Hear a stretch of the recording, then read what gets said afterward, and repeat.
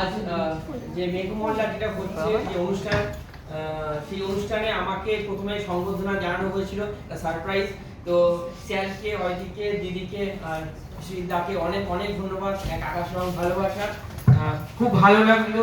আর তার সাথে অনেকদিন ধরেই আমি যুক্ত আছি। এটা এমন একটা মঞ্চ বা প্ল্যাটফর্ম যেখানে যারা নবাগত আমাদের মতন যারা আসে এবং এখানে অনেক কিছু শিখতে পায়। আমি আঁকাআঁকির সঙ্গে যেরকম যুক্ত আছি, কিছুদিন আগেই একটা অনুষ্ঠান হয়েছিল ICCR এ, অনেক গুণীজনের সাথে আমারও একটা আঁকা স্থান পেয়েছিল, অনেক কিছু আমি শিখতে পেরেছি।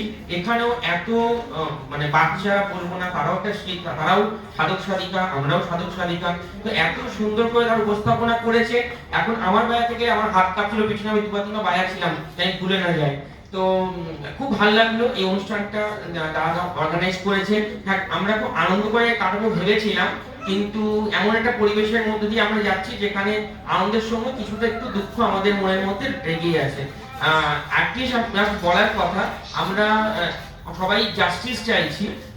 জাস্টিসটা কিন্তু সবার জন্যই চাওয়া হোক, শুধুমাত্র একটা ঘটনার পরিপ্রেক্ষিতে নয়। কারণ কিছুদিন আগে আমরা দেখেছিলাম একটি বনের মধ্যে একটি সদ্য হাতি, মা হাতিকে গর্ভাবস্থায় তাই কিন্তু পুড়িয়ে মারা হয়েছিল, ঠিক আছে? এবং সেগুলো কিন্তু মানুষরাই ছিলেন, আমরাই ছিলাম। তো জাস্টিস ফর অল, ঠিক আছে, নট জাস্টিস ফর একটা পার্টিকুলার একটা অর্গানাইজেশনের নাম আমি করবো না, জাস্টিস ফর অল। এটা আমি সবাইকে চাইবো যে justice for not women, justice for men also. আমরাও কখনো কখনো, ছেলেরাও অনেক সময় অনেক জায়গাতে বুলি হয়, ঠিক আছে? এটা নয় যে শুধু মেয়েরাই বুলি হয়, আমরাও বুলি হই।